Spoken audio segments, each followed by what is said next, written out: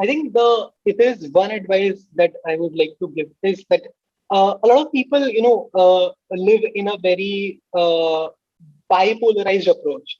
So they either live in this approach that I am the best and I deserve the highest placements, the best package, and the best company, and nothing less. Or they live in this very different approach that I am somebody who's not from a tier one college, so I would not get a good job, so I cannot do anything. Both these approaches are terribly wrong because when you are underrating yourself, you simply miss the opportunities that can come your way if you work hard and be more confident about yourself. And when you're overconfident and too aspirational, then you miss the opportunities that you very easily deserved and could have got.